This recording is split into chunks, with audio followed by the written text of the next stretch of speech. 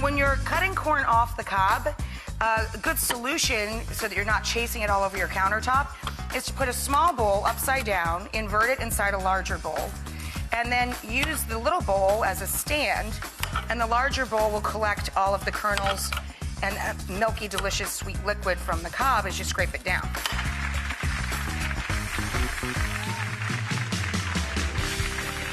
If your line feels tight, like it's just not gonna give you juice and you're cooking and you're gonna make margaritas or whatever, throw the citrus of choice, lemons or limes, into your microwave for about 15 seconds on high, and that fruit will give you its juice. You will be the boss of that fruit.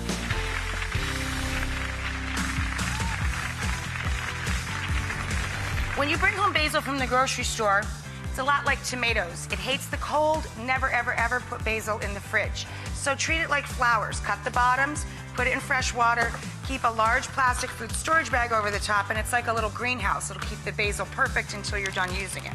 Change the water every few days. Now, in my family, we usually just tear the basil so we don't bruise it, but it does look prettier to chiffonade it. And to chiffonade anything, you just pile up the leaves, roll them into a log, and run your knife through. And it makes like a basil confetti.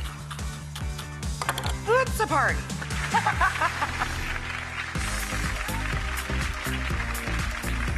Now you can use dry ginger, but I always keep fresh ginger on hand in the freezer. The freezer is a great tip. When you bring home ginger from the store, it's gonna be way more than you need. Peel it and pop it in the freezer, and it'll be even easier to grate the next time you use it. It won't get all dried and shrivelly, and you won't throw it away.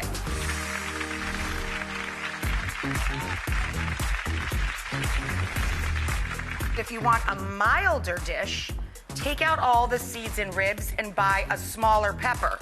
The larger the jalapeno, the spicier it'll be. It'll get these crackles on the outside, and those are heat marks. That's an indicator that it's a spicier, larger pepper.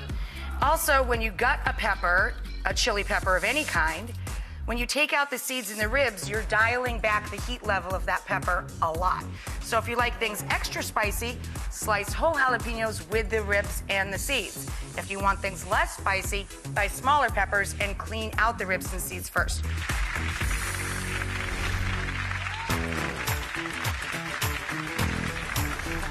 Generally speaking, what I recommend is make a big mix of salad that you'll enjoy eating with lots of meals all week long. This is a super simple salad. It doesn't have a lot of wet product in it.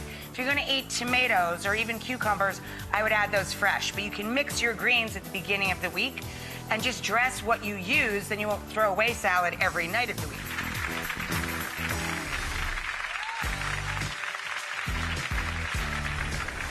Most mushrooms that we used to call wild mushrooms, people are not out in the woods foraging for the stuff that's in your grocery store. These are gonna be cultivated and not that dirty. I never run mushrooms under running water because it makes them rubbery. They won't develop their flavor.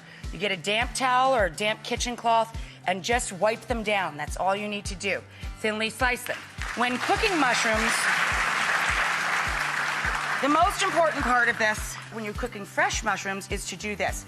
Brown the mushrooms entirely first. They should be meaty and very fragrant before you ever add salt. The second you add salt, it extracts water from whatever you're adding the salt to. So these will brown quicker, more fully, and have a better flavor if you let them get to where they're going before you put the salt on.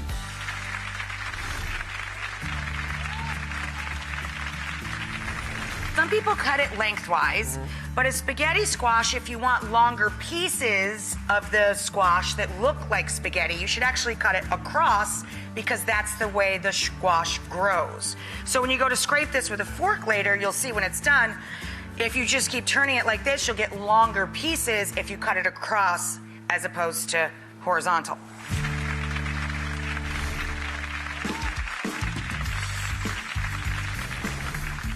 I'm going to show you a trick I learned years ago from an actual intern at the Food Network, like 19 years ago.